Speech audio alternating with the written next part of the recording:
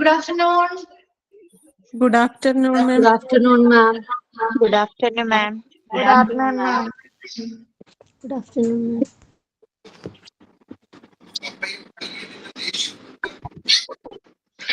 Good afternoon, Miss. Good afternoon.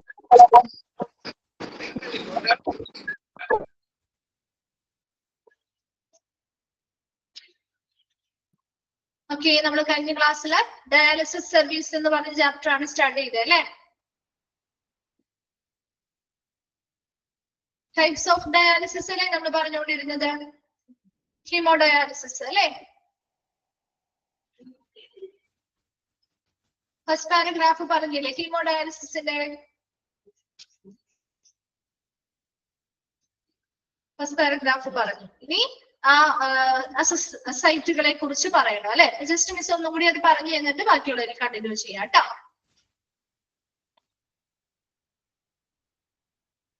Okay, അപ്പൊ types of ഡയാലിസിസിൽ 3 type ആണുള്ളത്. അതിൽ ഫസ്റ്റ് വൺ ആണ് നമ്മൾ പഠിക്കുന്നത് ഹീമോഡയാലിസിസ് അല്ലെങ്കിൽ HD എന്നാണ് അതിനെ ഷോർട്ട് ആയിട്ട് അറിയപ്പെടുന്നത്.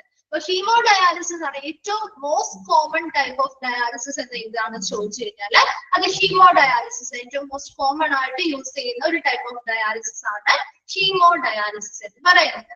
ഈ ഹീമോഡയാലിസിസ് മെത്തേഡില് ഒരു ആർട്ടിഫിഷ്യൽ കിഡ്നി അല്ലെങ്കിൽ ഒരു ഡയലൈസർ യൂസ് ചെയ്യുന്നുണ്ട്. ഒരു ആർട്ടിഫിഷ്യൽ കിഡ്നി അല്ലെങ്കിൽ ഡയലൈസർ എന്ന് പറഞ്ഞാൽ എന്താണ്? ഒരു ഡയാലിസിസ് മെഷീനും ഒരു സ്പെഷ്യൽ ഫിൽറ്ററിനെയും കൂടി ഒരുമിച്ച് നമ്മൾ വിളിക്കുന്ന പേരാണ് ആർട്ടിഫിഷ്യൽ കിഡ്നി അല്ലെങ്കിൽ ഡയലൈസർ എന്ന് പറയുന്നത്. ഈ ഒരു ആർട്ടിഫിഷ്യൽ കിഡ്നി അല്ലെങ്കിൽ ഈ ഒരു ഹീമോഡയലൈസർ എന്തിനു സഹായിക്കുന്നു? നമ്മുടെ ബ്ലഡിനെ പ്യൂരിഫൈ ചെയ്യാനായിട്ട് സഹായിക്കുന്നു. അതിനു വേണ്ടിയിട്ട് ആ ഒരു മെഷീൻ എന്ത് ചെയ്യുന്നു? അല്ലെങ്കിൽ ആ ഒരു മെഷീനും സ്പെഷ്യൽ ഫിൽറ്ററും കൂടി ആ ബ്ലഡിനെ എന്ത് ചെയ്യുന്നു? കൃത്യമായിട്ട് പ്യൂരിഫൈ ചെയ്ത് അതിലെ വേസ്റ്റസും സർപ്ലസ് ഫ്ലൂയിഡ്സ് എക്സസ് ആയിട്ടുള്ള ഫ്ലൂയിഡും കാര്യങ്ങളൊക്കെ ബ്ലഡിൽ നിന്നും റിമൂവ് ചെയ്യുന്നു. അതിനുശേഷം ഈ ഫിൽറ്റേർഡ് ആക്കിയിട്ടുള്ള പ്യൂരിഫൈഡ് ആയിട്ടുള്ള ബ്ലഡിനെ എന്ത് ചെയ്യും? നമ്മൾ തിരിച്ച് ഇതേ മെഷീന്റെ സഹായത്തോടു കൂടി തന്നെ അവരുടെ ബോഡിയിലേക്ക് എന്ത് ചെയ്യുന്നു? സെൻഡ് ബാക്ക് ചെയ്യുകയാണ് ചെയ്യുന്നത്. ഇനി ഈ ഒരു ഹീമോഡയാലിസിസ് സ്റ്റാർട്ട് ചെയ്യുന്നതിന് മുൻപായിട്ട് ഒരു ചെറിയ മൈനർ സർജറി അവരുടെ ബോഡിയിൽ ചെയ്യേണ്ടതായിട്ടുണ്ട്. പ്രധാനമായിട്ടും പേഷ്യൻസിന്റെ അല്ലെങ്കിൽ കയ്യിൽ തന്നെയാണ് നമ്മൾ ഒരു ചെറിയ മൈനർ സർജറി ചെയ്യുന്നത്. അതെന്തിനു വേണ്ടിയാന്ന് വെച്ചാൽ ഈ ഒരു ഡയാലിസിസ് ചെയ്യുന്നതിന് വേണ്ടി അവരുടെ ഏതെങ്കിലും ഒരു ബ്ലഡ് വെസൽസ് ഓപ്പൺ ആക്കുന്നതിന് വേണ്ടി. ഇതാണ് വാസ്കുലാർ അസസ് സൈറ്റ് എന്ന് പറയുന്നത്. ആ ഒരു വാസ്കുലാർ അസസ് സൈറ്റ് അല്ലെങ്കിൽ ആ ഒരു ബ്ലഡ് വെസൽസ് ഓപ്പൺ ആക്കി ഒരു പൊസിഷൻ നമുക്ക് കിട്ടണം. എന്നാൽ മാത്രമേ ആ ഒരു ഡയാലിസിസിന്റെ ബ്ലഡ് വലിച്ചെടുക്കാനും തിരികെ കയറ്റാനൊക്കെ എളുപ്പമാക്കുന്നതിന് വേണ്ടിയിട്ടാണ്. അപ്പൊ ആ ഒരു വാസ്കുലാർ അസസ് സൈറ്റ് ഓപ്പൺ ആക്കാൻ അല്ലെങ്കിൽ ക്രിയേറ്റ് ചെയ്യാൻ വേണ്ടിയിട്ടാണ് ഈ ഒരു ചെറിയ മൈനർ സർജറി ചെയ്യുന്നത്. അങ്ങനെ ഒരു മൈനർ സർജറി പ്രധാനമായിട്ടും പേഷ്യൻസിന്റെ കയ്യിൽ തന്നെയാണ് കേട്ടോ ചെയ്യാറ്. അവിടെ ചെയ്യാൻ പറ്റാത്ത കേസുകളിൽ കാലിലേക്കും കഴുത്തിലേക്കും ഒക്കെ പോവാറുണ്ട്. The access site is important to have an easy way to get blood from the body. നമ്മുടെ ബോഡിയിൽ നിന്ന് പെട്ടെന്ന് എളുപ്പത്തിൽ ബ്ലഡ് വലിച്ചെടുക്കാനും തിരികെ കയറ്റാനും ഒക്കെ ഈ ഒരു അസസ് സൈറ്റ് വളരെ ഇമ്പോർട്ടന്റ് ആണ്. അപ്പൊ അതുകൊണ്ട് തന്നെ നമുക്ക് 3 ടൈപ്പ് ഓഫ് അസസ് സൈറ്റുകളാണ് ഈ ഒരു ഹീമോഡയാലിസിസുമായി ബന്ധപ്പെട്ട് നമ്മൾ പഠിക്കുന്നത്. 3 ടൈപ്പ് ഓഫ് അസസ് സൈറ്റുകൾ. ഇതിനു മുൻപ് പറഞ്ഞ ഭാഗങ്ങൾ ഓൾറെഡി മിസ് കഴിഞ്ഞ ക്ലാസ്സിൽ എടുത്ത ഭാഗമായിരുന്നു. ക്ലിയർ ആണോ അത്? ഇനി അത് ഡീറ്റെയിൽ ആയിട്ട് പറയണോ? ഓക്കെ അല്ലേ?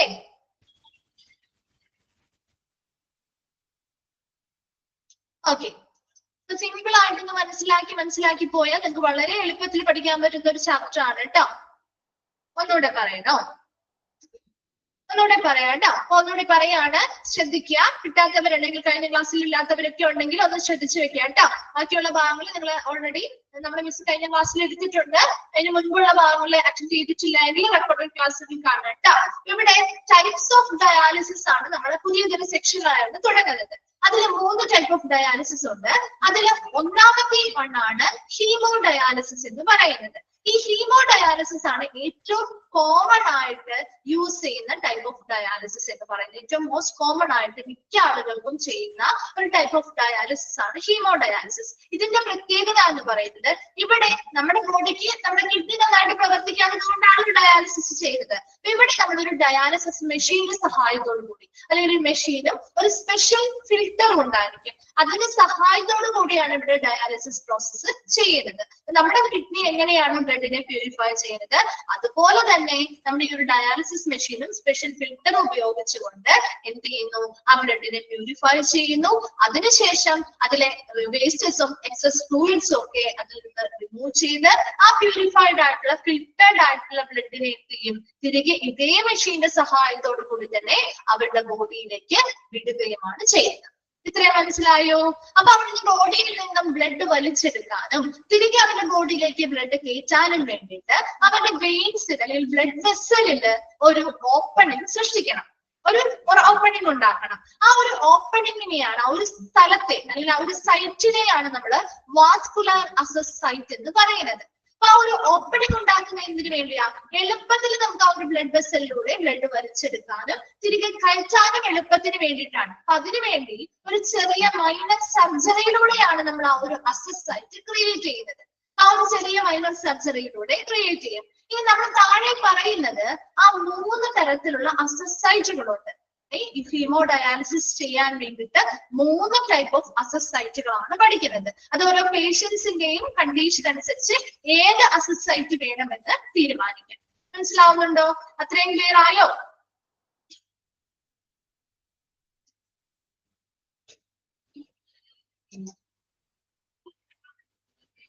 ഓക്കെ. ഇനി നമ്മൾ ആ 3 ടൈപ്പ് ഓഫ് അസസ് സൈറ്റുകളെ കുറിച്ചാണ് പറയുന്നത്. Different type of access for haemodialysis are follows. First one ആണ് ആർട്ടീരിയോ വീനസ് ഫിസ്റ്റുല. അത് അണ്ടർലൈൻ ചെയ്തിട്ടുണ്ടോ കേട്ടോ? Arterio Venus fistula, AV fistula എന്നും നമുക്ക് ഷോർട്ട് ആയിട്ട് വിളിക്കാം. Arterio Venus fistula or AV fistula is a surgical connection between an artery and vein. അവിടെ ഒരു സർജിക്കൽ കണക്ഷൻ ഉണ്ടാക്കുകയാണ്. എന്തൊക്കെ തമ്മില്? ഒരു ആർട്ടറിയും വെയിനും തമ്മില്. ഇപ്പൊ ആ ഒരു പിക്ചർ നോക്കിയാൽ നിങ്ങൾക്ക് മനസ്സിലാവും. ആർട്ടറിയും വെയിനും തമ്മില് ഒരു സർജിക്കൽ കണക്ഷൻ ഉണ്ടാക്കുന്നതിനെയാണ് AV ഫിസ്റ്റുല എന്ന് പറയുന്നത്. And often a fistula is created in the arm. If the arteries in the arm are not large or healthy enough, it can also be put in the leg.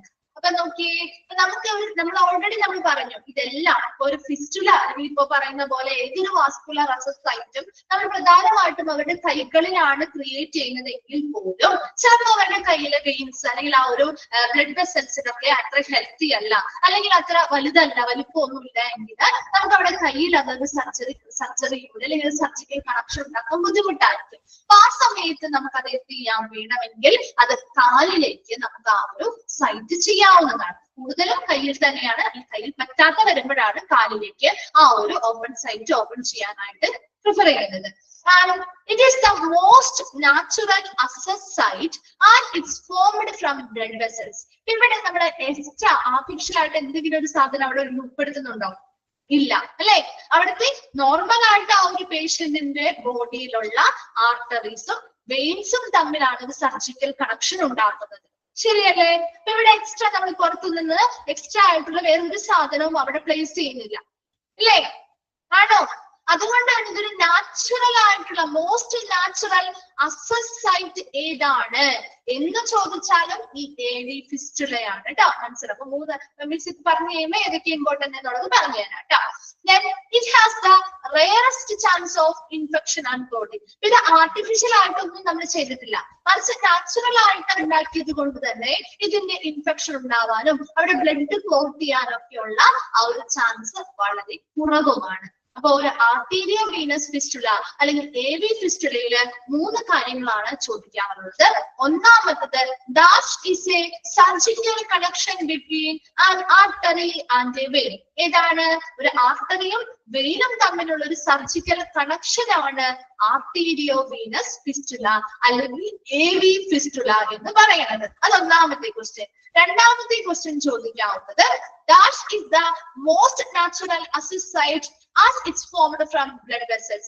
Blood വെസൽസിൽ നിന്നും most natural ആയിട്ട് form ചെയ്തിരിക്കുന്ന ഒരു Aziz site ഏതാണ് എന്ന് ചോദിച്ചാൽ ഏതാണ്? AV ഫിസ്റ്റുലയാണ്.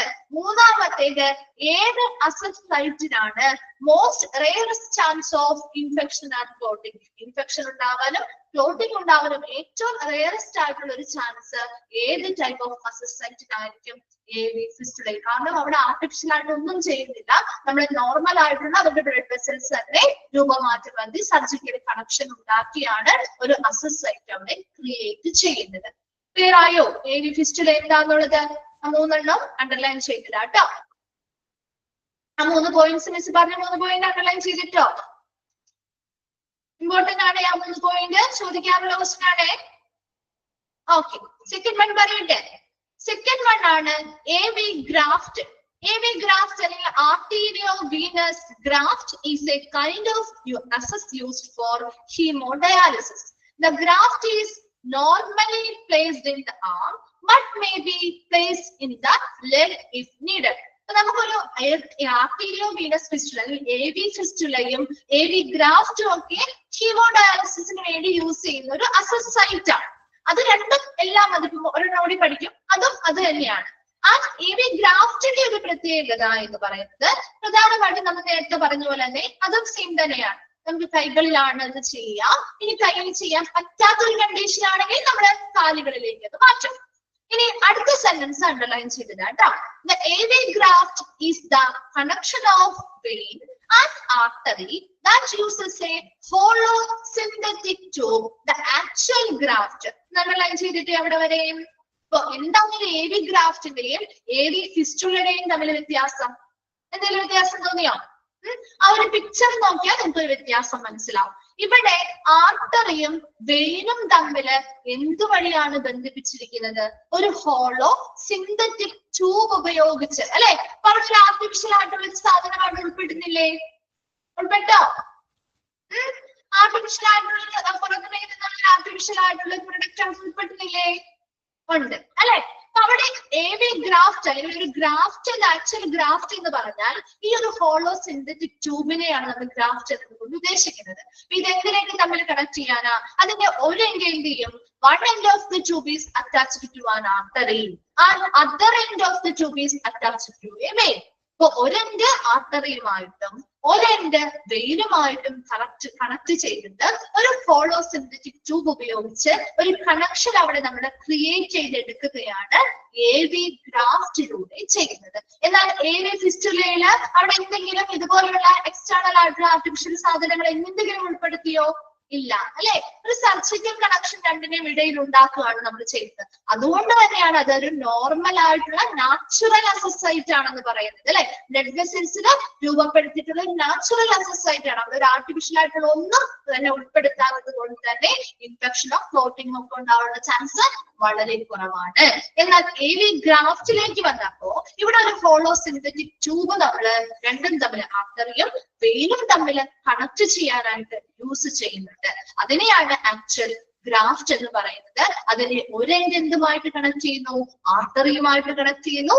Second one end എന്ത് ചെയ്യുന്നു? വെയിനുമായിട്ട് കണക്ട് ചെയ്യുന്നു. ഓക്കെ, അടുത്തതായി പറയുന്നത് this connection resulting blood flowing from the high pressure artery through the graft and into the low pressure vein. ഇവിടെ ആ ഒരു ഹോളോ സിന്തറ്റിക് ട്യൂബിലുള്ള ബ്ലഡ് ഫ്ലോ എങ്ങനെയായിരിക്കും? ആർട്ടറിയിലായിരിക്കും പ്രഷർ കൂടുതൽ. ഒരു ഹൈ പ്രഷർ ഹൈ വോളിയത്തിൽ വരുന്ന ആർട്ടറിയിൽ ഹൈ ഫ്ലോയിൽ വരുന്ന ബ്ലഡ് ഈ ഒരു ഹോളോ സിന്തറ്റിക് ട്യൂബിലൂടെ വെയിൻസിലേക്ക് ലോ പ്രഷർ അല്ലെ? എപ്പോഴും എന്തൊരു ഫ്ലൂയിഡും എങ്ങനെയാണ് മൂവ് ചെയ്യുക? ഹൈ പ്രഷർ ഉള്ള സ്ഥലത്ത് നിന്നും ലോ പ്രഷർ ഉള്ള ഇടത്തേക്കായിരിക്കും, അല്ലെ? ഇപ്പൊ നമ്മൾ ഒരു വെള്ളം എടുത്താലും എവിടെ നിന്ന് എവിടേക്കാ പോവാ? കൂടുതൽ വെള്ളത്തിൽ നിന്ന് കുറെ വെള്ളമെടുത്തേക്ക്, അല്ലെ? ആ ഒരു ഫ്ലോ അങ്ങനെയല്ലേ മൂവ് ചെയ്യുക? ഹൈ പ്രഷർ ഉള്ളവിടത്ത് നിന്നും ലോ പ്രഷർ ഉള്ളവിടത്തേക്ക്. അപ്പൊ ഇവിടെയും എന്താണ് ആ ഒരു മൂവ്മെന്റ്? ബ്ലഡിന്റെ ഫ്ലോ എങ്ങനെയാണ്? ഹൈ ഫ്ലോയിലുള്ള ഹൈ പ്രഷറിലുള്ള ആർട്ടറിയിൽ നിന്നും ഈ ഹോളോ സിന്തറ്റിക് ട്യൂബ് വഴി വെയിനിലേക്ക്, അല്ലെ? ലോ പ്രഷറുള്ള ലോ വോളിയമുള്ള എന്താണ് ഫ്ലോ ഉള്ള വെയിനിലേക്ക് ഈ സിന്തറ്റിക് ട്യൂബ് വഴി ബ്ലഡ് ഫ്ലോ എന്ത് ചെയ്യുന്നു, വർദ്ധിക്കുന്നു. അപ്പൊ അങ്ങനെ ബ്ലഡ് ഫ്ലോ വർദ്ധിക്കുമ്പോൾ ആ ഗ്രാഫ്റ്റ് അല്ലെങ്കിൽ ആ ഒരു ഹോളോ സിന്തറ്റിക് ട്യൂബിനുള്ളിലൂടെ നമുക്ക് എളുപ്പത്തിൽ നല്ല ഫ്ലോയില് ബ്ലഡ് നമുക്ക് ആ ഒരു ഹീമോഡയാലിസിസ് ചെയ്യാൻ വേണ്ടി എടുക്കാൻ പറ്റും. തിരിച്ച് അതുപോലെ തന്നെ ഫിൽറ്റർ ചെയ്ത ബ്ലഡ് തിരികെ കയറ്റാനും സാധ്യമാകും. അപ്പൊ നോക്കിയേ, consequently, the blood flow through the graft provides a flow rate that will supply enough blood to provide a suitable hemodialysis treatment, and AV graft provides a solution for small or weak veins. ഒരു ഹീമോഡയാലിസിസിന് ട്രീറ്റ്മെന്റിന് വേണ്ടിയിട്ട് നമുക്ക് വളരെ suitable ആയിട്ട് നമുക്ക് blood ഒക്കെ വളരെ നല്ല രീതിയിൽ ഫ്ലോ റേറ്റ് നല്ല രീതിയിൽ ഫ്ലോ ചെയ്ത് കിട്ടാൻ വേണ്ടിയിട്ടാണ് നമ്മൾ ഈ ഒരു ഗ്രാഫ്റ്റ് അവിടെ പ്ലേസ് ചെയ്യുന്നതും ആ ഗ്രാഫ്റ്റിലൂടെയാണ് നമ്മൾ ആ ഒരു ബ്ലഡിന്റെ ആ ഒരു ഫ്ലോ എടുക്കുന്നതും അതിലൂടെ തന്നെയാണ് നമ്മൾ തിരികെ ആ ബോഡിയിലേക്ക് കയറ്റിവിടുന്നത്. അപ്പൊ ഈ ഒരു AV ഗ്രാഫ്റ്റിന്റെ ഒന്നാമത്തെ മറ്റൊരു പ്രത്യേകതയാണ് ഇത് സ്മോൾ ആയിട്ടുള്ള വെയിൻസ് ഉണ്ടാവാം, വീക്ക് വെയിൻസ് ഉണ്ടാവും. അതിന്റെയൊക്കെ ഒരു സൊല്യൂഷൻ ആയിട്ട്, അപ്പൊ അങ്ങനെ സ്മോൾ വെയിൻസ് ആണ് അല്ലെങ്കിൽ വളരെ വീക്ക് ആയിട്ടുള്ള വെയിൻസ് ആണ് ആ പേഷ്യന്റിനുള്ളതെങ്കിൽ അതിനൊക്കെ വേണ്ടി ഒരു പരിഹാരമായിട്ട്, അപ്പൊ അവിടെ ഒരു സർജിക്കൽ കണക്ഷൻ നമുക്ക് ഉണ്ടാക്കാൻ പറ്റാത്ത വരുന്ന സമയത്ത് നമുക്ക് അതിനൊരു പരിഹാരമായിട്ട് ഈ AV ഗ്രാഫ്റ്റ് ആണ് പ്രിഫർ ചെയ്യുന്നത്. ആ ലാസ്റ്റ് സെന്റൻസ് ഒന്ന് അണ്ടർലൈൻ ചെയ്ത് വെച്ചേ. ചെയ്തോ? രണ്ട് കാര്യങ്ങൾ നോക്കുക കേട്ടോ. അപ്പൊ ഈ ഒരു ആർട്ടീരിയസ് വീനസ് ഗ്രാഫ്റ്റ് അല്ലെങ്കിൽ AV ഗ്രാഫ്റ്റ് എന്ന് പറഞ്ഞാൽ നമ്മൾ ഹീമോഡയാലിസിസിന് വേണ്ടി ഉപയോഗിക്കുന്ന ഒരു തരം അസിസൈറ്റ് ആണ്.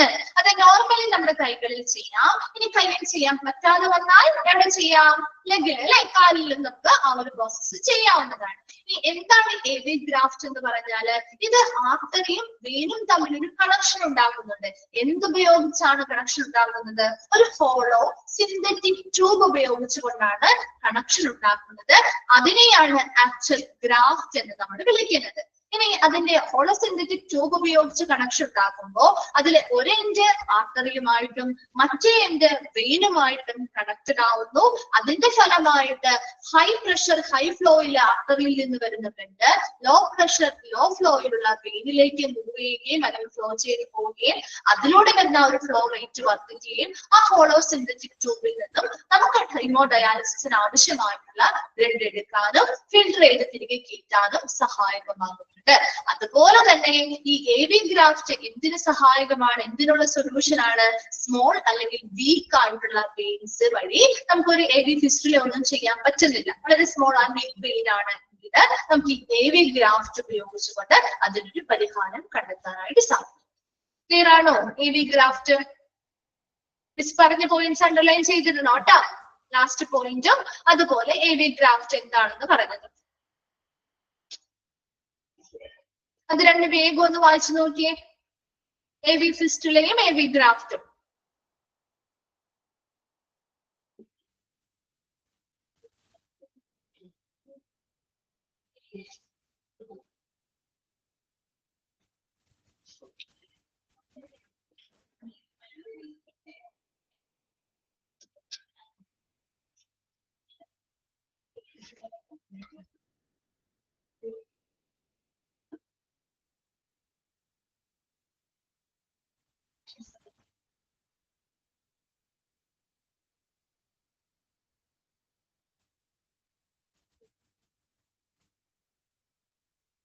വായിച്ചു കഴിയുമ്പോൾ റിപ്ലൈ ചെയ്യണേ.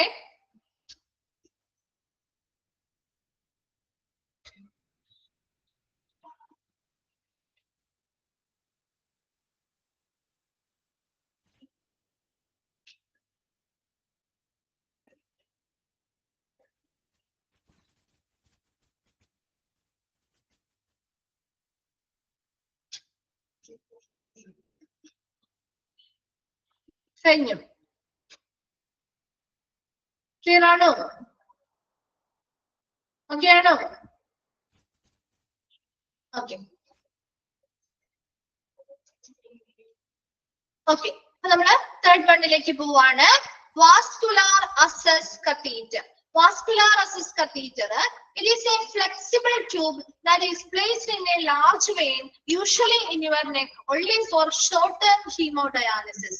ഇവിടെ വാസ്കുലാർ അസസ് കത്തീറ്റർ എന്ന് പറഞ്ഞാൽ നിങ്ങൾ കണ്ടു കാണും, ഇപ്പൊ ഡയാലിസിസ് ഒക്കെ ചെയ്യുന്ന ആളുകളുടെ കയ്യിൽ ഇതുപോലെയുള്ള അസസ് സൈറ്റുകൾ ഉണ്ടാവാം. കഴുത്തിൽ ചെയ്ത് കണ്ടിട്ടുണ്ടോ? ചില ആളുകൾക്ക് കഴുത്തിന്റെ നെക്കിന്റെ ഭാഗത്ത് ചെയ്തുകൊണ്ട് പോകുന്ന കണ്ടിട്ടില്ലേ? അതാണ് വാസ്കുലർ അസസ് കത്തീറ്റർ എന്ന് പറയുന്നത് കേട്ടോ. അവിടെ എന്ത് ചെയ്യുന്ന വെച്ച് കഴിഞ്ഞാൽ അവരുടെ നെക്കിന്റെ ഭാഗത്ത് ലാർജ് വെയിൻ കണ്ടെത്തി ആ ലാർജ് വെയിനില് ഒരു ഫ്ലെക്സിബിൾ ആയിട്ടുള്ള ഒരു ട്യൂബ് കത്തീറ്റർ പ്ലേസ് ചെയ്യും. കത്തീറ്റേഴ്സ് ഒക്കെ ഓൾറെഡി പഠിച്ചിട്ടുണ്ടാവുമായിരിക്കും അല്ലെ? ആ കത്തീറ്റർ പ്ലേസ് ചെയ്യും. ആ കത്തീറ്റർ പ്ലേസ് അല്ലെങ്കിൽ ഒരു ഫ്ലെക്സിബിൾ ട്യൂബ് പ്ലേസ് ചെയ്തിട്ട് അതിലൂടെയാണ് നമ്മൾ ബ്ലഡ് എന്ത് ചെയ്യുന്നത്, വലിച്ചെടുക്കുന്നതും തിരികെ കയറ്റുന്നതും.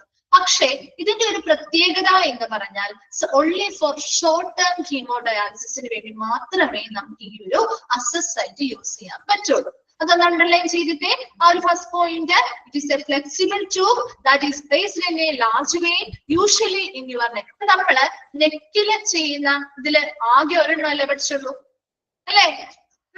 ആ മൂന്നെണ്ണത്തിലും നെക്കില് ചെയ്യുന്ന ഒരെണ്ണമല്ലേ പഠിച്ചുള്ളൂ. അത് ചോദിക്കാട്ടോ. ലാർജ് വെയിൻ നോക്കി നമ്മുടെ നെക്ക് ഭാഗത്തായിട്ട് ചെയ്യുന്ന ഒരു ഫ്ലെക്സിബിൾ ട്യൂബ് പ്ലേസ് ചെയ്യുന്ന അസസ് സൈറ്റ് ഏതാണ്? വാസ്കുലർ അസസ് കത്തീറ്റർ ആണ്. And only for short term haemodialysis. അതും പ്രത്യേകതയാണ് കേട്ടോ. ഒരു ഷോർട്ട് ടേം ഹീമോഡയാലിസിസിന് വേണ്ടി നമുക്ക് പ്രിഫർ ചെയ്യുന്നത് ഈ വാസ്കുലർ അസസ് കത്തീറ്റർ മാത്രമായിരിക്കും. ഇതൊരിക്കലും നമുക്ക് ലോങ് ടേം ഹീമോഡയാലിസിസിന് വേണ്ടിയിട്ട് യൂസ് ചെയ്യാൻ പറ്റില്ല. And if a kidney disease has progressed rapidly and the patient may not have time to place for the AV fistula or AV graft before beginning hemodialysis treatment. നമ്മൾ പറഞ്ഞിരുന്നു ഒരു minor surgery ചെയ്താണ് ഇത് ചെയ്യുന്നത് അല്ലെ? അപ്പൊ AV ഫിസ്റ്റുലയ്ക്കും AV ഗ്രാഫ്റ്റും ഒക്കെ ഒരു സർജിക്കൽ ട്രീറ്റ്മെന്റ് വഴിയാണ്, ഒരു മൈനർ സർജറി ചെയ്ത് തന്നെയാണ് നമ്മൾ ആ ഒരു AV ഫിസ്റ്റുലയാണെങ്കിലും AV ഗ്രാഫ്റ്റ് ആണെങ്കിലും ക്രിയേറ്റ് ചെയ്തത്. അതുകൊണ്ട് തന്നെ അതിന് കുറച്ച് സമയം എടുക്കും നമുക്ക് ഇതൊന്ന് ഹീലായിട്ട് ഈ ഒരു ഹീമോഡയാലിസിസ് ചെയ്യാനായിട്ട് റെഡി ആവാൻ വേണ്ടി കുറച്ച് സമയം എടുക്കും. അപ്പൊ ഒരു ഓൾറെഡി ഒരു നോർമൽ ആയിട്ടൊരു കിഡ്നിയുടെ പ്രവർത്തനങ്ങൾ നഷ്ടപ്പെട്ട് ട്രീറ്റ്മെന്റ് എടുത്തുകൊണ്ടിരിക്കുന്ന ഒരു കിഡ്നി ഫെയിലിയറുമായി ബന്ധപ്പെട്ട് ട്രീറ്റ്മെന്റ് എടുക്കൊണ്ടിരിക്കുന്ന ആൾക്ക് പെട്ടെന്ന് അവരുടെ ആ ഒരു പ്രോസസ്സിൽ അല്ലെങ്കിൽ അവരുടെ ആ ഒരു രോഗത്തിന്റെ തീവ്രത വർദ്ധിച്ചാല് പെട്ടെന്ന് നമുക്കൊരു ഡയാലിസിസ് സ്റ്റാർട്ട് ചെയ്യണം എന്നുണ്ടെങ്കിൽ നമ്മുടെ മുൻപിൽ ഒരു ഓപ്ഷൻ ഏത് അസസ് സൈറ്റ് സെലക്ട് ചെയ്യാന്നുള്ളതാണ്, ഈ വാസ്കുലർ അസസ് കത്തീറ്റർ സെലക്ട് ചെയ്യാന്നുള്ളതാണ്. അപ്പൊ നമുക്ക് അവിടെ സമയം കളയാനില്ല. AV ഗ്രാഫ്റ്റ് ചെയ്തിട്ട് വരാം അല്ലെങ്കിൽ AV ഫിസ്റ്റുല ചെയ്യാം എന്ന് നമുക്ക് പറഞ്ഞിട്ട് നമുക്ക് അത് റെഡി ആവാനായിട്ട് വെയിറ്റ് ചെയ്യേണ്ട സമയമൊന്നുമില്ല. അതിന് പകരം നമുക്ക് കുറച്ച് സമയത്തേക്ക് അല്ലെങ്കിൽ കുറച്ച് മാസത്തേക്ക് കുറച്ച് ആഴ്ചകളിലേക്കോ നമുക്ക് ഈ ഒരു വാസ്കുലർ അസസ് കത്തീറ്റർ പ്ലേസ് ചെയ്തുകൊണ്ട് ഹീമോഡയാലിസിസ് സ്റ്റാർട്ട് ചെയ്യാം. അതിനുശേഷം അവർക്ക് എന്ത് ചെയ്യും, ആ ഒരു ട്രീറ്റ്മെന്റ് എടുക്കുന്നതിനൊപ്പം തന്നെ AV ഫിസ്റ്റുലയോ AV ഗ്രാഫ്റ്റോ അത് ഓരോരുത്തരുടെയും പേഷ്യൻസിന്റെ കണ്ടീഷൻ അനുസരിച്ചിരിക്കും കേട്ടോ. അവരുടെ വെയിനൊക്കെ ഓക്കെ ആണെങ്കിൽ AV ഫിസ്റ്റുല ആയിരിക്കും ഏറ്റവും കൂടുതൽ പ്രിഫർ ചെയ്യുന്നത്. അത് ചെയ്യാൻ പറ്റാതെ വരുമ്പോഴാണ് നമ്മൾ AV ഗ്രാഫ്റ്റിലേക്ക് പോകുള്ളൂ. അപ്പൊ അത് രണ്ടും എന്ത് ചെയ്യുന്നു നോക്കും, അതിലേതാണോ സ്യൂട്ടബിൾ ആയിട്ടുള്ളത് അത് നമ്മൾ ആ ഒരു മൈനർ സർജറി ചെയ്യുന്നു. അതിനുശേഷം അത് റിക്കവർ ആയി റെഡിയായി നമുക്ക് അത് ചെയ്യാം. ഡയാലിസിസ് സ്റ്റാർട്ട് ചെയ്യാൻ റെഡി ആവുന്ന ഒരു കണ്ടീഷൻ എത്തുമ്പോൾ ഈ വാസ്കുലർ അസസ് സൈറ്റ് മാറ്റി അവരുടെ ആ ഒരു AV ഫിസ്റ്റുലയാണോ AV ഗ്രാഫ്റ്റ് ആണോ അവർക്ക് വേണ്ടത് ചെയ്തിരിക്കുന്നത് അതിലേക്ക് ഇത് ഷിഫ്റ്റ് ചെയ്യുകയാണ് ചെയ്യുക. ക്ലിയർ ആയോ? വാസ്കുലർ അസസ് കത്തീറ്റർ മനസ്സിലായോ? ഒരു ഷോർട്ട് ടേം ഹീമോഡയാലിസിസിന് വേണ്ടി ചെയ്യുന്നത് ഏതാണ് എന്ന് ചോദിച്ചാൽ എപ്പോഴും നിങ്ങളുടെ മനസ്സിലേക്ക് വരേണ്ടത് വാസ്കുലർ അസസ് കത്തീറ്റർ ആണ്. അതുപോലെ തന്നെ നെക്ക് ഭാഗത്ത് ചെയ്യുന്നതും വാസ്കുലർ അസസ് കത്തീറ്റർ ആണ്. മറ്റു രണ്ടും നമ്മുടെ ആംസിലാണ് പ്രധാനമായിട്ടും ചെയ്യുക. ഇനി അവിടെ ചെയ്യാൻ പറ്റിയില്ലെങ്കിൽ അത് ലെഗിലായിരിക്കും ചെയ്യുക. ക്ലിയർ അല്ലേ? ഓക്കെ ആണോ? നെക്സ്റ്റ് ഭാഗത്തേക്ക് പോവാം. ഓക്കെ, നെക്സ്റ്റ് പറയുന്നത് നെഫ്രോളജിസ്റ്റ്.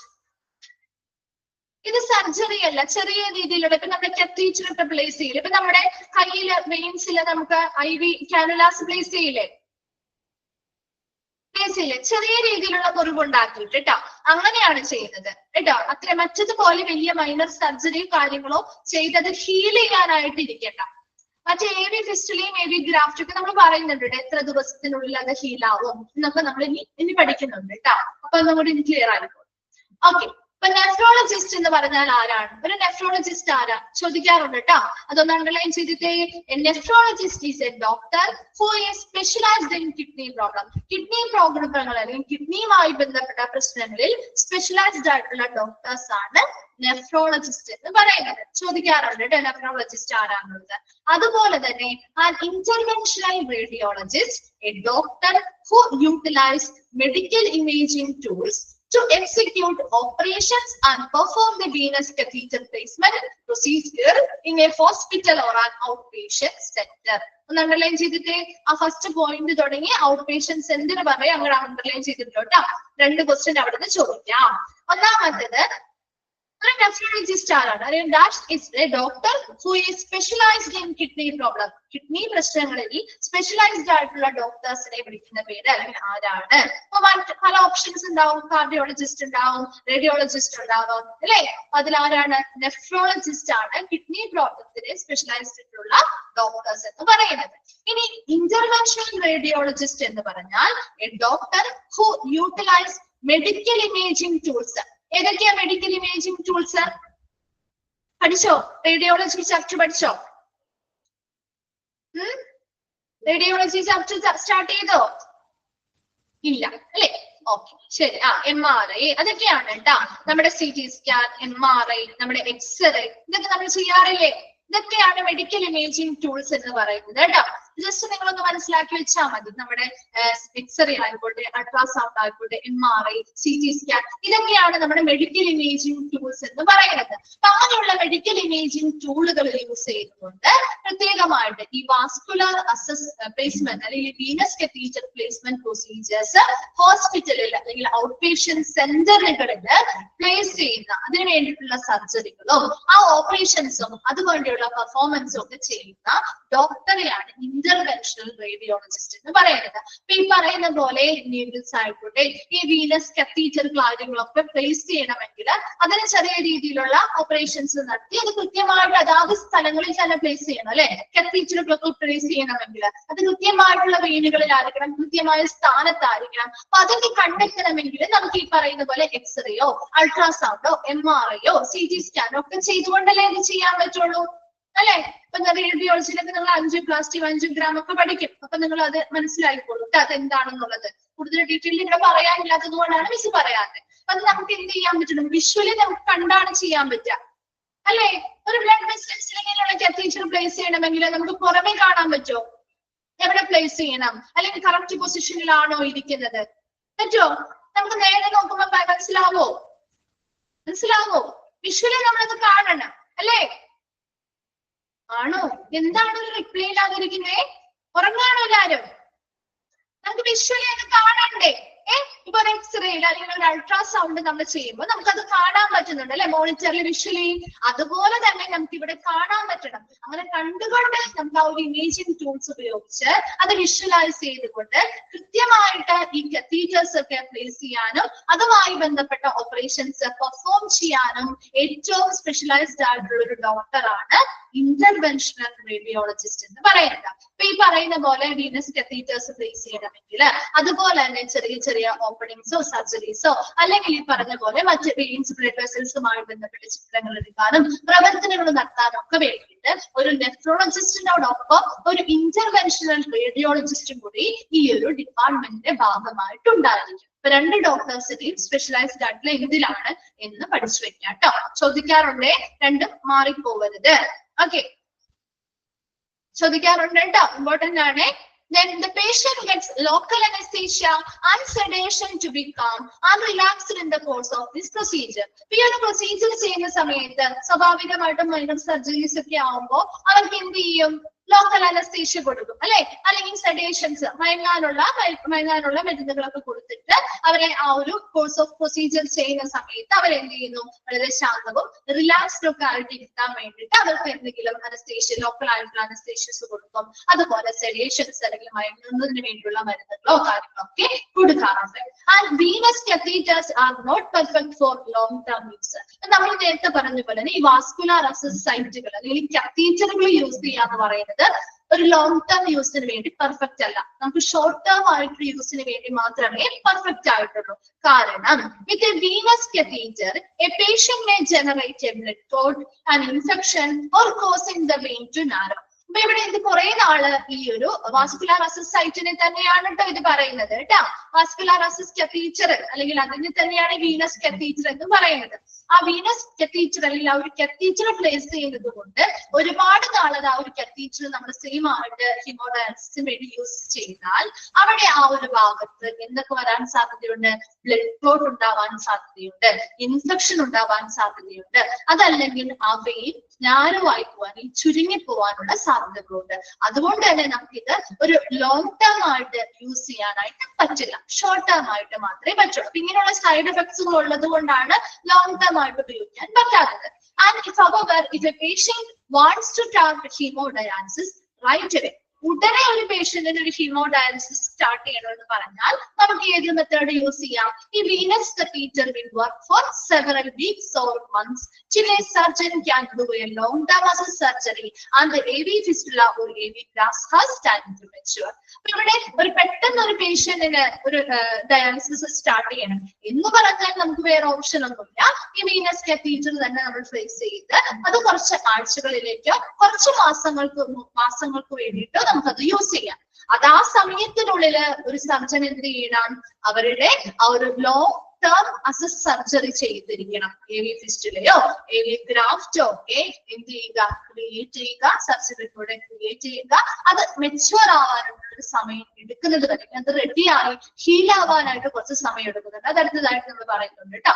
അതിന് എടുക്കുന്ന സമയം വരെയും നമുക്ക് ഈ ഒരു വാസ്കുലർ catheter ഉപയോഗിച്ചുകൊണ്ട്, വീനസ് catheter ഉപയോഗിച്ചുകൊണ്ട് ഡയാലിസിസ് ചെയ്യാം. അത് മെച്യൂർ ആയി കഴിഞ്ഞാൽ AV ഫിസ്റ്റുലയാണോ AV ഗ്രാഫ്റ്റ് ആണോ ചെയ്തിരിക്കുന്നത് അതിലേക്ക് നമ്മളിത് ഷിഫ്റ്റ് ചെയ്യും. നോക്കിയേ, both the AV fistula and AV graft are outlined for long-term dialysis treatment. ഒന്ന് അണ്ടർലൈൻ ചെയ്തിട്ടേ.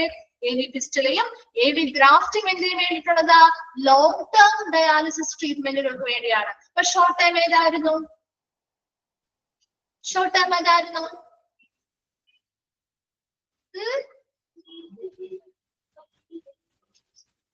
Short term vascular access catheters ആയിരുന്നു. അത് രണ്ടും മാറിപ്പോവരുതേ. AV ഫിസ്റ്റുലയും AV ഗ്രാഫ്റ്റും ലോങ് ടേം ഡയാലിസിസ് ട്രീറ്റ്മെന്റിന് വേണ്ടിയിട്ടുള്ളതാണ് കേട്ടോ. അതൊന്ന് അണ്ടർലൈൻ ചെയ്തിട്ടുണ്ടേ. People who get AV fistulas are healed and ready to begin hemodialysis in 2 to 3 months. ഒന്ന് അണ്ടർലൈൻ ചെയ്തിട്ടേ. After their surgery. ഒരു AV fistula ആണെങ്കിൽ ആ ഒരു AV ഫിസ്റ്റുലയുമായി ബന്ധപ്പെട്ട സർജറിക്ക് ശേഷം അത് 2 മുതൽ 3 മാസത്തിനുള്ളിലാണ് ആ ഒരു മുറിവ് ഹീൽ ചെയ്ത് ഉണങ്ങി അത് ആ ഒരു ഹീമോഡയാലിസിസിന് വേണ്ടി ആ ഒരു ഭാഗം റെഡി ആവുന്നത്. ഇനി people who receive AV graft, ഈ AV ഗ്രാഫ്റ്റ് ആണ് ചെയ്യുന്നതെങ്കിൽ will be ready in 2 to 3 weeks. 2 മുതൽ 3 ആഴ്ചയ്ക്കുള്ളിൽ AV ഗ്രാഫ്റ്റ് ആണെങ്കിൽ അത് റെഡി ആവുകയും അത് ഹീമോഡയാലിസിസ് ചെയ്യാനായിട്ട് സ്റ്റാർട്ട് ചെയ്യാൻ നമുക്ക് ആരംഭിക്കാനായിട്ട് റെഡി ആയിട്ടുണ്ടാവും. അതേസമയം AV ഫിസ്റ്റുല ആണെങ്കിൽ അവിടെ 2 മുതൽ 3 മാസം വരെ സമയം എടുത്താൽ മാത്രമേ അത് കൃത്യമായിട്ട് പ്രോപ്പറായിട്ട് ഉണങ്ങുകയും അത് ആ ഹീമോഡയാലിസിസിന് റെഡി ആവുകയും അല്ലെങ്കിൽ ഹീമോഡയാലിസിസ് സ്റ്റാർട്ട് ചെയ്യാനായിട്ട് ആരംഭിക്കാനും നമുക്ക് പറ്റുള്ളൂ. So catheters are outlined for short term temporary use എന്നാണ് കേട്ടോ. ഷോർട്ട് ടേം ടെമ്പററി യൂസിന് വേണ്ടി മാത്രമേ നമുക്ക് catheters യൂസ് ചെയ്യാൻ പറ്റുള്ളൂ. അത് രണ്ടും ഒന്ന് അണ്ടർലൈൻ ചെയ്തിട്ടേ. AV ഫിസ്റ്റുലയും AV ഗ്രാഫ്റ്റും ലോങ് ടേം ഡയാലിസിസിന് വേണ്ടി ട്രീറ്റ്മെന്റിന് വേണ്ടി യൂസ് ചെയ്യുന്നു എന്നുള്ളത് അണ്ടർലൈൻ ചെയ്യാം. അതുപോലെ AV ഫിസ്റ്റുല എത്ര സമയത്തിനുള്ളിൽ മെച്ചുവർഡ് ആവും അല്ലെങ്കിൽ എത്ര സമയത്തിനുള്ളിൽ അത് ഡയാലിസിസിന് വേണ്ടി ഇതാവും? വീനസ് catheter വാസ്കുലർ catheter ഒക്കെ സെയിം തന്നെയാണ് കേട്ടോ. സെയിം തന്നെയാണ്. 2 weeks എത്രയായിരിക്കും? AV ഫിസ്റ്റുല ആണെങ്കിൽ 2 to 3 months ആണ് കേട്ടോ. 2 to 3 monthsനുള്ളിലാണ് അത് ഹീൽ ചെയ്ത് റെഡി ആവുന്നത്. എന്നാൽ AV ഗ്രാഫ്റ്റ് ആണെങ്കിലോ 2 to 3 weeksനുള്ളിൽ. മാറിപ്പോവരുതേ. 2 to 3 weeksനുള്ളിലാണ് AV ഗ്രാഫ്റ്റ്. AV ഫിസ്റ്റുലയ്ക്കാണ് കൂടുതൽ സമയം വേണ്ടത്. അങ്ങനെ മനസ്സിലാക്കി വെച്ചാലും മതി. AV ഫിസ്റ്റുലയ്ക്ക് 2-3 മാസമായിരിക്കും. ഗ്രാഫ്റ്റിനാണെങ്കിൽ 2 to 3 weeks ആണ് കേട്ടോ. വേഗം ഒന്ന് വായിച്ചു നോക്കി എത്രയും ഭാഗം. പറഞ്ഞിരിക്കുന്ന ഭാഗങ്ങൾ ഇമ്പോർട്ടന്റ് ആയിട്ടുള്ളത് നോട്ട് ചെയ്ത് വെക്കണം കേട്ടോ.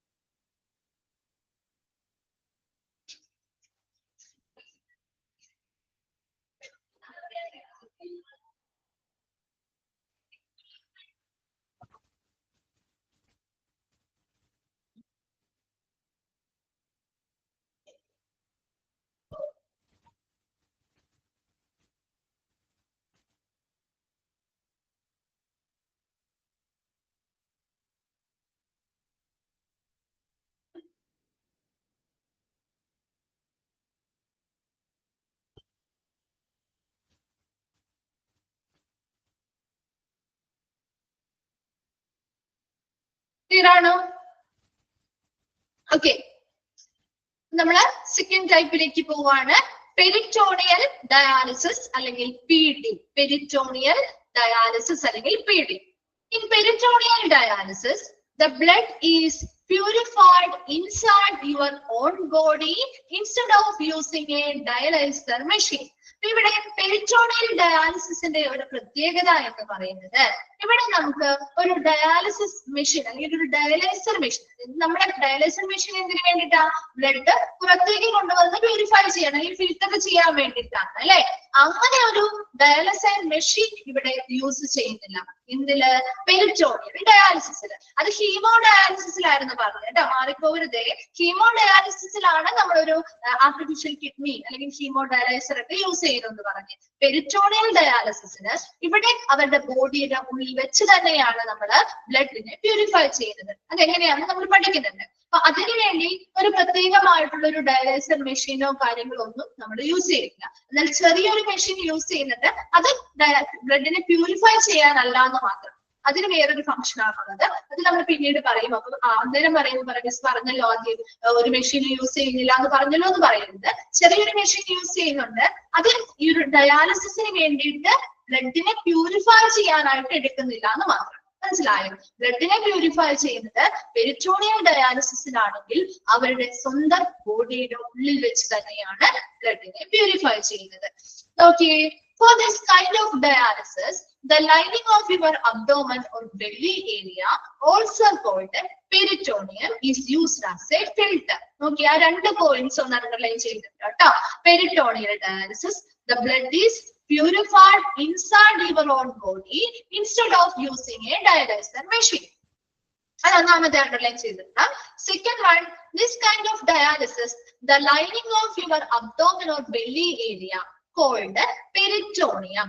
പെരിറ്റോണിയം ആണ് ഇവിടെ ഫിൽട്ടർ ആയിട്ട് ഉപയോഗിക്കുന്നത്. മൂന്നാമത്തത്, before beginning peritoneal dialysis a minor surgery is required to place a catheter, a soft tube in your belly. അതന്നെ എളുപ്പത്തിൽ നിങ്ങൾ ഈ ഒരു പിക്ചർ നോക്കും കേട്ടോ. ഈ ഒരു പിക്ചറില് വളരെ സിമ്പിൾ ആയിട്ട് പറഞ്ഞു തരാം. ഈ പിക്ചർ കണ്ടാൽ തന്നെ നിങ്ങൾക്ക് ഇത് മനസ്സിലാവും. മനസ്സിലായോ? പെരിറ്റോണിയൽ ഡയാലിസിസ് എന്ന് പറഞ്ഞാൽ ഇവിടെ സിമ്പിൾ ആയിട്ട് മിസ് പറഞ്ഞു തരാം. ഇവിടെ നമ്മുടെ അബ്ഡോമിനൽ ഏരിയയുടെ ലൈനിങ്ങിനെയാണ് പെരിറ്റോണിയം എന്ന് പറയുന്നത്. ഈ പെരിറ്റോണിയം ആണ് ഇവിടെ ഫിൽട്ടർ ആയിട്ട് ആക്ട് ചെയ്യുന്നത്. ബ്ലഡ് പ്യൂരിഫൈ ചെയ്യാനായിട്ട് ഫിൽട്ടർ ആയിട്ട് ആക്ട് ചെയ്യുന്നത് ഈ പെരിറ്റോണിയൽ മെമ്പറൈൻ ആണ്.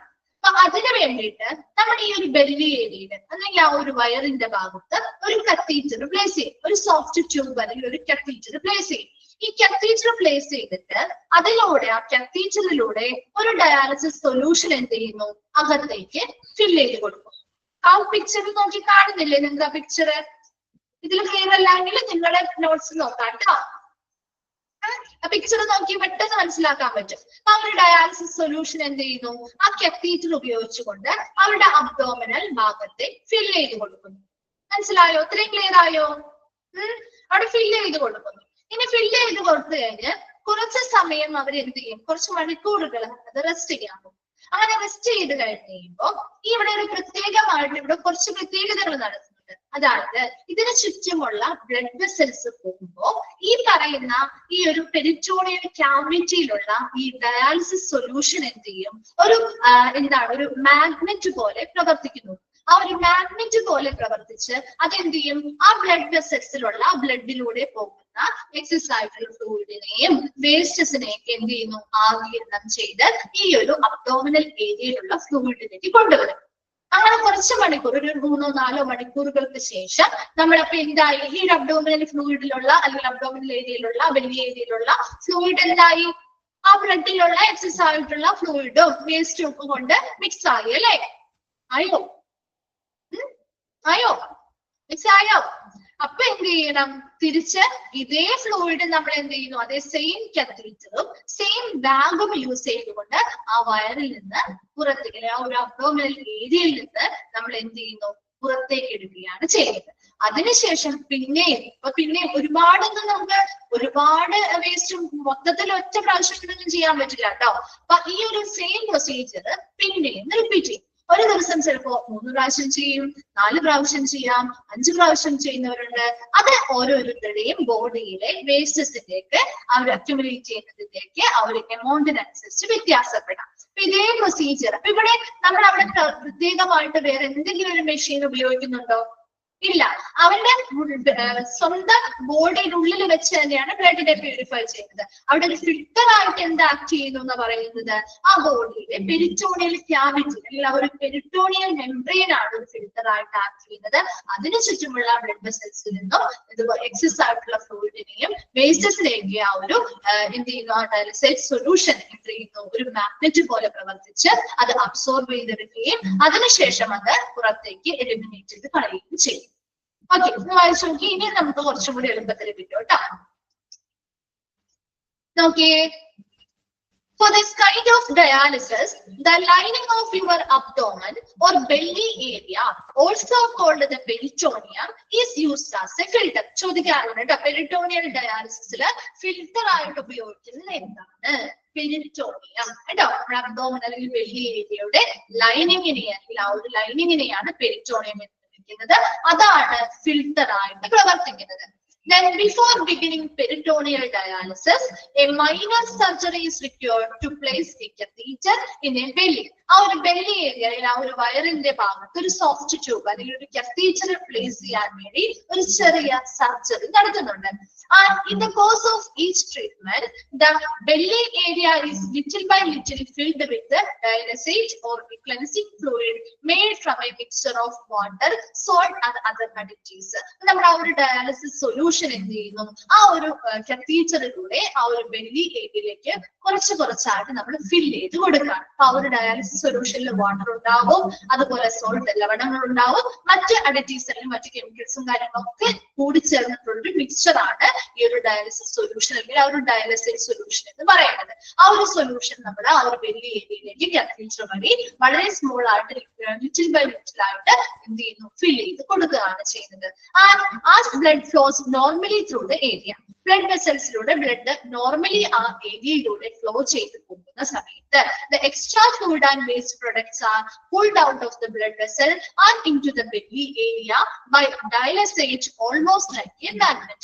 ഈ ഒരു ഡയാലിസിസ് സൊല്യൂഷൻ ഒരു മാഗ്നറ്റ് പോലെ പ്രവർത്തിക്കുകയും അതെന്ത് ചെയ്യുന്നു, നോർമൽ ആയിട്ട് അവിടുത്തെ ചുറ്റുമുള്ള ബ്ലഡ് വെസൽസിലൂടെ ബ്ലഡ് ഫ്ലോ ചെയ്യുന്ന സമയത്ത് ഇതൊരു മാഗ്നറ്റ് അല്ലെങ്കിൽ ഒരു കാന്തത്തെ പോലെ പ്രവർത്തിച്ച് ഇത് ആ ബ്ലഡ് വെസൽസിലുള്ള എക്സസ് ആയിട്ടുള്ള ഫ്ലൂയിഡിനെയും വേസ്റ്റിനെയൊക്കെ ആഗിരണം ചെയ്യുകയും അത് ആ ഒരു ബ്ലഡ് വെസൽസിൽ നിന്നും പുറത്തേക്ക് കൊണ്ടുവരാനായിട്ട് സഹായിക്കുകയും ചെയ്യും. അങ്ങനെ കുറച്ച് മണിക്കൂറുകൾക്ക് ശേഷം after a few hours the fluid mixture is emptied out from your belly using the same catheter and bag that was used at the beginning of the treatment. ഇവിടെ കുറച്ച് മണിക്കൂറുകൾ ഈ ഒരു പ്രോസസ്സിന് വേണ്ടി നമ്മൾ വെയിറ്റ് ചെയ്യുന്നുണ്ട്. അതിനുശേഷം കുറച്ച് മണിക്കൂറുകൾക്ക് ശേഷം നമ്മൾ ആ ഒരു ഫ്ലൂയിഡ് മിക്സ്ചർ ആ ഒരു ബെല്ലി ഏരിയയിലുള്ള ഫ്ലൂയിഡ് മിക്സ്ചർ എന്ത് ചെയ്യുന്നു, പുറത്തേക്ക് എംപ്റ്റി ചെയ്ത് കളയുന്നതിന് വേണ്ടിയിട്ട് സെയിം കത്തീറ്ററും സെയിം ആദ്യം നമ്മൾ ഉപയോഗിച്ച സെയിം ബാഗും ഉപയോഗിച്ചുകൊണ്ട് അത് വയറിനുള്ള ഒരു ബെല്ലി ഏരിയയിൽ നിന്നും എംപ്റ്റി ചെയ്ത് മാറ്റുകയാണ് ചെയ്യുന്നത്. അതുപോലെ തന്നെ peritoneal dialysis can be done almost anywhere if you have the supplies needed to do the treatment. അപ്പൊ ഇത് നമുക്ക് മിക്കപ്പോഴും വീടുകളിലോ നമുക്ക് എവിടെയാണ് എവിടെ വെച്ച് വേണമെങ്കിലും ഈ ഒരു പെരിറ്റോണിയൽ ഡയാലിസിസ് ചെയ്യാവുന്നതാണ്. അതിന് വേണ്ടതായിട്ടുള്ള സാധനങ്ങൾ എവിടെയാണ് നമുക്ക് അവൈലബിൾ ആവുന്നത് അവിടെ വെച്ച് നമുക്ക് ഈ ഒരു ട്രീറ്റ്മെന്റ്, ഇപ്പൊ വീട്ടിൽ നമുക്ക് ഈ സാധനങ്ങൾ അവൈലബിൾ ആണെങ്കിൽ വീട്ടിൽ ചെയ്യാം. മറ്റെവിടെയാണോ നമുക്ക് അവൈലബിൾ ആയിട്ടുള്ളത് അതിന് വേണ്ടിയിട്ട് അവൈലബിൾ ആയിട്ടുള്ള സാധനങ്ങൾ എവിടെയുണ്ടോ അവിടെ വെച്ച് നമുക്ക് ഈ ഒരു പെരിറ്റോണിയൽ ഡയാലിസിസ് ചെയ്യാവുന്നതാണ്. വേഗം ആ ഒരു പാരഗ്രാഫ് നോക്കാം, ആ പിക്ചർ നോക്കാം കേട്ടോ. ഒന്ന് നോക്കിയിട്ട് വേഗം ഒന്ന് റിപ്ലൈ ചെയ്തേ.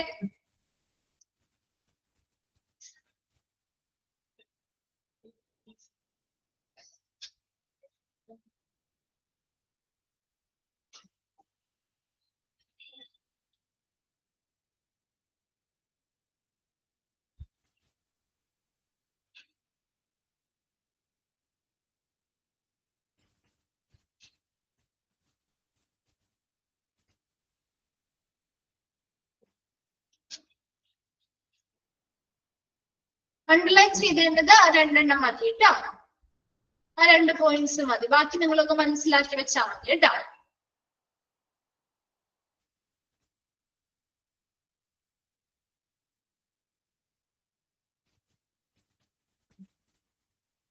പെരിറ്റോണിയൽ ഡയാലിസിസ് കോമൺ ആയിട്ട് യൂസ് ചെയ്യാൻ നമുക്ക് പറ്റില്ല. കാരണം ആ പേഷ്യൻസിന്റെ കണ്ടീഷൻ അനുസരിച്ചാണ്. കാരണം ഇത് അവരുടെ ബോഡിയുടെ ഉള്ളിൽ തന്നെയല്ലേ ചെയ്യുന്നത്. അപ്പൊ നല്ല ഹെൽത്തി ആയിട്ടുള്ള അത്യാവശ്യം ഇത് ചെയ്യാൻ പറ്റുന്ന ആളുകൾ, പ്രത്യേകിച്ച് നമ്മുടെ അബ്ഡോമിനൽ ഏരിയയിലും കൂടിയാണ്. അപ്പൊ അതുകൊണ്ട് തന്നെ അങ്ങനെ പറ്റുന്ന ആളുകൾക്ക് മാത്രമേ നമുക്ക് ചെയ്യാൻ പറ്റുള്ളൂ. അപ്പൊ ഇച്ചിരി സീരിയസ് ആയിട്ടുള്ള ആളുകൾക്ക് നമുക്ക് ഈ ഒരു പെരിറ്റോണിയൽ ഡയാലിസിസ് ചെയ്യാനായിട്ട് അവരുടെ ബോഡിയുടെ ഉള്ളിൽ തന്നെ ആയതുകൊണ്ട് കുറച്ച് കോംപ്ലിക്കേഷൻസ് ഉണ്ട്. കാരണം ഇത് കുറെ ഒറ്റ പ്രാവശ്യം ചെയ്തെടുക്കുന്ന പ്രോസസ് അല്ല.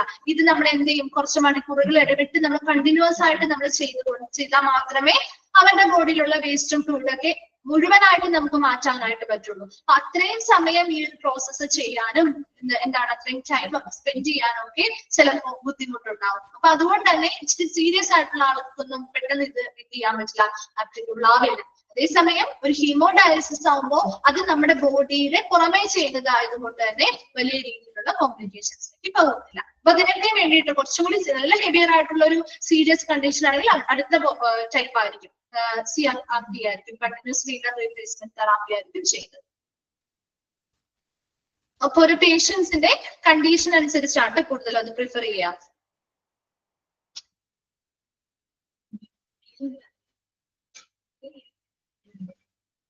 ഇതിന് കുറച്ച് സൈഡ് എഫക്ട്സും ഉണ്ട്. അതുകൊണ്ടാണ് പെരിറ്റോണിയൽ ഡയാലിസിസ് പ്രത്യേകിച്ചും നമ്മുടെ വയറിന്റെ ഏരിയയിലൊക്കെയാണ് ചെയ്യുന്നത് എങ്കിൽ പോലും ആ ഒരു ഏരിയയിൽ നമ്മുടെ ഹെർണിയ പോലെയുള്ള കാര്യങ്ങളൊക്കെ വരാൻ സാധ്യത കൂടുതലാണ്. അടുത്ത മസിൽസ് അല്ലേ, മസിൽസുമായി ബന്ധപ്പെട്ടാണല്ലോ നമ്മൾ ചെയ്യുന്നത്. അപ്പൊ മസിൽസ് വീക്ക് ആവാനും ഹെർണിയ പോലെയുള്ള രോഗങ്ങളൊക്കെ വരാനുള്ള സാധ്യതകൾ കൂടുതലാണ്.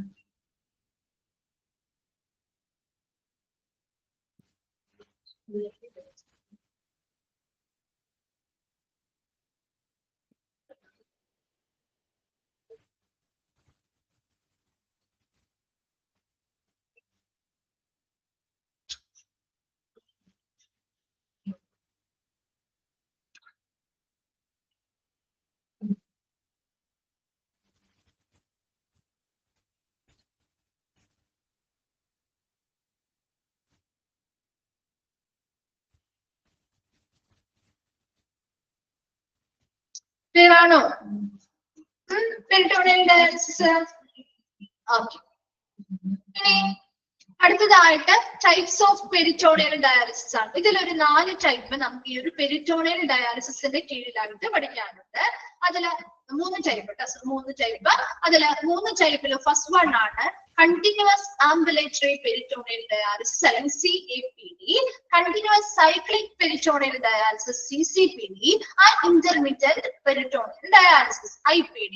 അതിന് 3ന്റെയും എക്സ്പാൻഡഡ് ഫോംസ് നിർബന്ധമായിട്ട് പഠിച്ചു വെക്കണം കേട്ടോ. എക്സ്പാൻഡഡ് ഫോമും ഷോർട്ട് ഫോമും ഒന്ന് അണ്ടർലൈൻ ചെയ്തിട്ട് എപ്പോഴും ചോദിച്ചു കണ്ടിട്ടുള്ള ഭാഗമാണ്. CAPD എന്താണ്, CCPDയുടെ എക്സ്പാൻഡഡ് ഫോം എന്താണ്, IPDയുടെ എക്സ്പാൻഡഡ് ഫോം എന്താണെന്ന് എപ്പോഴും കണ്ടിന്യൂസ് ആയിട്ട് ചോദിച്ചു കണ്ടിട്ടുണ്ട്. Continuous ambulatory peritoneal dialysis, continuous cyclic peritoneal dialysis, intermediate peritoneal dialysis. അതല്ല, കണ്ടിന്യൂസ് ആംബുലേറ്ററി പെരിറ്റോണിയൽ ഡയാലിസിസ് എന്ന് പറഞ്ഞാൽ does not need a machine. ഇവിടെ നമുക്ക് നേരത്തെ നമ്മൾ പറഞ്ഞു ഒരു പെരിറ്റോണിയൽ ഡയാലിസിസ് എന്താണെന്ന് പറയാം അല്ലെ. അപ്പൊ അവിടെ ഒരു മെഷീൻ നമുക്ക് ആവശ്യമില്ല. അതുപോലെ തന്നെ ഇവിടെയും ഒരു മെഷീന്റെ സഹായം ഇല്ലാതെ അല്ലെങ്കിൽ മെഷീൻ ആവശ്യമില്ലാതെ നമുക്ക് പെരിറ്റോണിയൽ ഡയാലിസിസ് എന്താണോ അത് അങ്ങനെ തന്നെ നമുക്ക് ഇവിടെ പ്രവർത്തിക്കാം. ഇതിനൊരു പ്രത്യേകത, continuous ambulatory peritoneal dialysis exchanges can be done 3 to 5 times a day during waking hours. അവര് പേഷ്യൻസ് ഉണർന്നിരിക്കുന്ന സമയത്ത് നമുക്ക് ഒരു 3 മുതൽ 5 തവണ വരെയും ഈ ഒരു എക്സ്ചേഞ്ച് പ്രോസസ്സ് റിപ്പീറ്റ് ചെയ്യുന്നതിനെയാണ് കണ്ടിന്യൂസ് ആംബുലേറ്ററി പെരിറ്റോണിയൽ ഡയാലിസിസ് എന്ന് പറയുന്നത്. മനസ്സിലായോ? അപ്പൊ ഇവിടെ ഒരു മെഷീൻ ഒന്നും ആവശ്യമായിട്ട് വരുന്നില്ല. പക്ഷേ ഇവിടെ ആ ഒരു പേഷ്യന്റ് ഉണർന്നിരിക്കുന്ന സമയങ്ങളിൽ 3 മുതൽ 5 പ്രാവശ്യം വരെയും ഈ സെയിം പ്രോസസ്സ്, നമ്മൾ പെരിറ്റോണിയൽ ഡയാലിസിസിന്റെ പ്രോസസ്സ് പഠിച്ചില്ലേ? അത് ഡയാലിസിസ് ഫ്ലൂയിഡ് ഫില്ല് ചെയ്യുന്നു, അതിനുശേഷം കുറച്ച് മണിക്കൂർ ശേഷം അത് എംപ്റ്റി ചെയ്ത് കളയുന്നു, പഠിച്ചില്ലേ? അതേ സെയിം എക്സ്ചേഞ്ച് ഒരു 3 മുതൽ 5 പ്രാവശ്യം വരെ റിപ്പീറ്റ് ചെയ്യുന്നതിനെയാണ് കണ്ടിന്യൂസ് ആംബുലേറ്ററി പെരിറ്റോണിയൽ ഡയാലിസിസ് എന്ന് പറയുന്നത്. ക്ലിയർ ആണോ? ഇനി രണ്ടാമത്തത് കണ്ടിന്യൂസ് സൈക്ലിക് പെരിറ്റോണിയൽ ഡയാലിസിസ് അല്ലെങ്കിൽ CCPD needs the use of a particular dialysis machine that can be used in home. This type of dialysis is performed automatically when the patient is sleeping. ഇവിടെ continuous ambulatory peritoneal ഡയാലിസിസിൽ അവർ എന്താണ് അവരുടെ waiting hours ആണ്, അവർ ഉണർന്നിരിക്കുന്ന സമയത്ത് നമ്മൾ അത് ചെയ്യുന്നത്. എന്നാൽ continuous cyclic peritoneal ഡയാലിസിസിലേക്ക് വരുമ്പോൾ ഇവിടെ ഒരു പ്രത്യേകമായിട്ടുള്ള ഒരു ഡയാലിസിസ് മെഷീൻ ഉപയോഗിക്കുന്നുണ്ട്. ഇതൊരിക്കലും ബ്ലഡിനെ പ്യൂരിഫൈ ചെയ്യാൻ വേണ്ടിയിട്ടല്ല എടുക്കുന്നത്, മറിച്ച് നമുക്കിത് വീട്ടിൽ യൂസ് ചെയ്യാൻ പറ്റുന്ന ഒരു ഡയാലിസിസ് മെഷീനിന്റെ സഹായം ഇവിടെ ആവശ്യമാണ്. അതായത് ഈ ടൈപ്പ് ഓഫ് ഡയാലിസിസില് പേഷ്യൻസ് ഉറങ്ങുകയാണെങ്കിലും അവിടെ ആ ഒരു ഡയാലിസിസ് ഓട്ടോമാറ്റിക്കലി പെർഫോം ചെയ്തുകൊണ്ടിരിക്കുന്നു. അപ്പൊ അവരുടെ പേഷ്യൻസ് ഉറങ്ങുകയാണെങ്കിലും നമുക്ക് ഈ ഒരു പർട്ടിക്കുലർ ഡയാലിസിസ് മെഷീന്റെ സഹായത്തോടു കൂടി നമുക്ക് ഓട്ടോമാറ്റിക്കലി ടൈമും കാര്യങ്ങളും സെറ്റ് ചെയ്ത് വെക്കാൻ പറ്റും. മനസ്സിലായോ? അപ്പൊ ഒരു പേഷ്യന്റ് ഉറങ്ങുകയാണെങ്കിലും അവരെ യാതൊരുവിധ ഡിസ്റ്റർബൻസും ഇല്ലാതെ കൃത്യമായ ഇന്റർവെല്ലുകളിൽ ഈ ഫ്ലൂയിഡ് ഫിൽ ചെയ്ത് കൊടുക്കാനും അത് തിരിച്ച് കൃത്യമായ ഇന്റർവെൽസ് അല്ലെങ്കിൽ സമയം ഇടവേളകളിൽ അത് തിരിച്ച് എംപ്റ്റി ചെയ്യാനും അതിനുശേഷം ഇതേ സെയിം എക്സ്ചേഞ്ച് ഇത്ര തവണ വേണമെങ്കിൽ അത്രയും തവണ സെറ്റ് ചെയ്ത് വെച്ചിരിക്കുന്ന അനുസരിച്ച് റിപ്പീറ്റ് ചെയ്യാനൊക്കെ സാധിക്കുന്ന രീതിയിൽ ഒരു ഓട്ടോമാറ്റിക് ആയിട്ടുള്ള ഒരു ഡയാലിസിസ് മെഷീന്റെ സഹായത്തോടു കൂടിയാണ് നമ്മൾ ഈ ഒരു കണ്ടിന്യൂസ് സൈക്ലിക് പെരിറ്റോണിയൽ ഡയാലിസിസ് ചെയ്യുന്നത്. ഇതിന് പുറത്തേക്ക് ബ്ലഡ് ഒന്നും എടുക്കുന്നില്ല, മറിച്ച് ഏതാണ് ഒരു പെരിറ്റോണിയൽ ഡയാലിസിസ് ചെയ്യുന്ന പ്രൊസീജിയർ അത് തന്നെയാണ് ചെയ്യുന്നത്. പക്ഷേ അതിനൊരു എന്താണ് ഒരു ഓട്ടോമാറ്റിക്കലി നമ്മൾ ചെയ്യാൻ വേണ്ടി ഒരു ഡയാലിസിസ് മെഷീന്റെ സഹായത്തോടു കൂടി അത് ഓട്ടോമാറ്റിക്കലി നമ്മൾ സെറ്റ് ചെയ്ത് വെച്ച് അവർ ഉറങ്ങുകയാണെങ്കിൽ പോലും ഇത് സൈക്ലിക് ആയിട്ട് കണ്ടിന്യൂസ് ആയിട്ട് നമുക്ക് ആ ഒരു പ്രോസസ് എന്ത് ചെയ്തെടുക്കാൻ പറ്റും, ആ ഒരു എക്സ്ചേഞ്ച് നടത്താനായിട്ട് സഹായിക്കുന്നതാണ് കണ്ടിന്യൂസ് സൈക്ലിക് പെരിറ്റോണിയൽ ഡയാലിസിസ് എന്ന് പറയുന്നത്. ക്ലിയർ ആണോ? ആ രണ്ടെണ്ണം വേഗം ഒന്ന് വായിച്ചു നോക്കിയേ.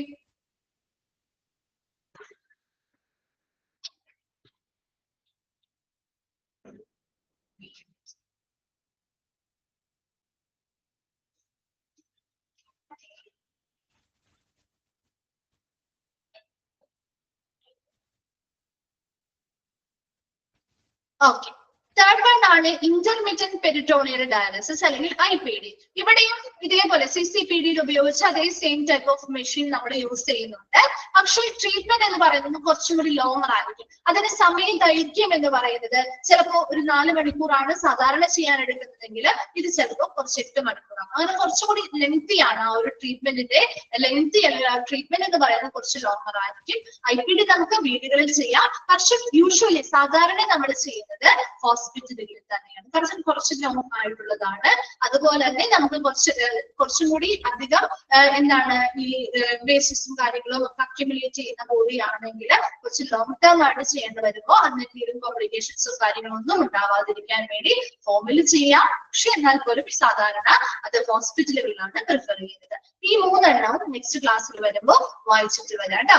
അതിനുശേഷം 3 എണ്ണം കൂടി പറഞ്ഞു തരാം. അതിനുശേഷം നമുക്ക് അടുത്ത ഭാഗത്തേക്ക് പോവാം. Okay, thank you.